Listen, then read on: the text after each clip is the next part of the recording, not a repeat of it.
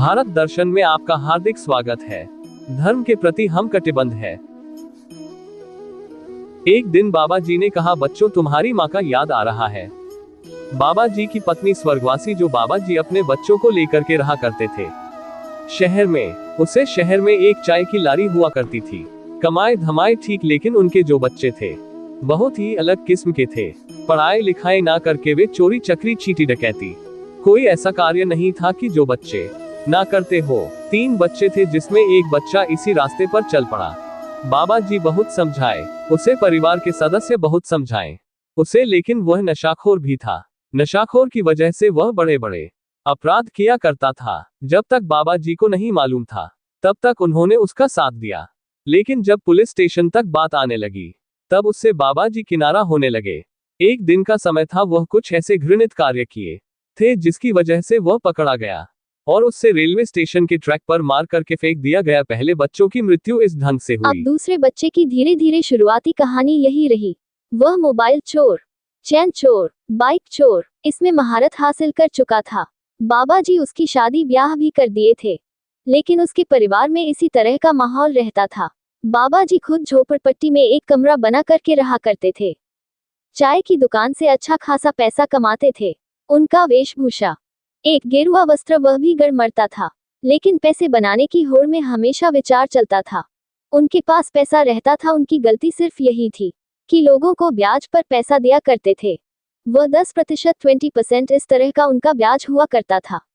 दुनिया में दोस्तों, ये ब्याजखोर जो होते हैं ना, इन्हें भगवान भी माफ नहीं करता, ऐसा कहना है।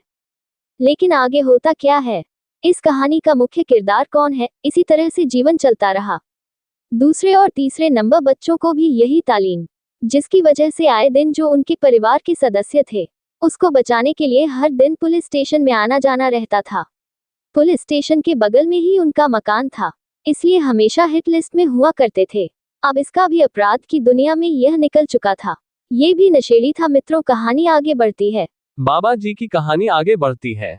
बाबा जी इस समय ब्याजखोरी में लगभग 20 लाख के ऊपर लोगों को बांट चुके थे। उनको 2 दलाल मिल चुके थे जो जमीनी दलाली किया करते थे। 2 दलाल की वजह से इन्होंने लगभग 20 लाख रुपया लोगों को बांट दिए ब्याज पर। अब आप बताएं, कुछ लोग तो लेकर भाग गए और वह दलाल इनको अपने साथ लेकर के घूमा करते थे और वह बाबा जी बहुत प्रसन्न रहा करते थे। एक दिन हमसे मुलाकात हो गई। हमें भी कहे कि आपको आवश्यकता है, मकान बना लीजिए, मैं दे देता हूं। पैसा सबको तो मैं 20% देता हूं, आपको 10% में दूंगा। हमने बाबा जी का पैर छुए और कहा, मुझे आपकी धन की कोई आवश्यकता नहीं, आप मिलते हैं, इतने बहुत। फिर उसके बाद 1 हफ्ते के बाद उनकी बेदर्दी के साथ उनकी हत्या की जाती है, बबरहमी के साथ उनकी हत्या की जाती है।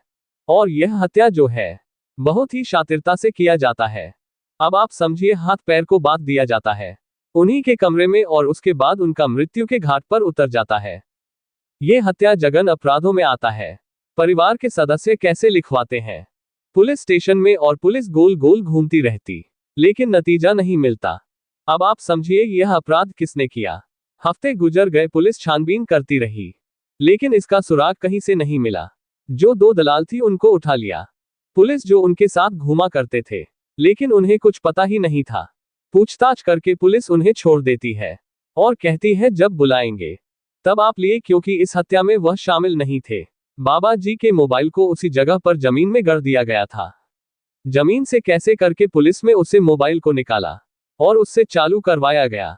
उसमें लास्ट का जो नंबर था दलालों का तो आया था, लेकिन लास्ट का जो नंबर था वह चौंकाने वाला था। अनजान बनकर के पुलिस उसे नंबर पर फोन करती है। वह एक महिला उठाती है और उससे बोला जाता है कि आप अपना एड्रेस बताएं, और उसने अपना एड्रेस बता दिया। अब क्या था, पुलिस को कामयाबी मिल चुकी थी। पुलिस जब पहुंची उसे घर पर, जो हफ्तों से परेशान थी, उसके मामले सॉल्व हो चुके थे। और पुलिस जब पहुंचती है, मित्र, यह कलयुगी पुत्र कोई नहीं था, बाबा जी का वह नशेड़ी पुत्र था जो ये कृत्य किया था। पुलिस ने तुरंत दबोच लिया उसे। दबोचने के बाद पुलिस के रिकॉर्ड में हो तो पहले से ही खराब था। गलत कई वर्ष बीत गए हैं, लेकिन ये कलयुगी पुत्र अपने पिता को ही बेरहमी से कैसे मारा, और जो उनके पास ब्याज पर प्लाट की फाइलें रखी गई थी वह उठ करके लाया था। आज कलयुग में धन के लिए कोई भी अपराध कर सकता है, इसलिए सजग रहे, सावधान रहे, नशा मुक्त भारत बनाएं। इस कहानी का तात्पर्य यही है, नशा मुक्त भारत बनाएं।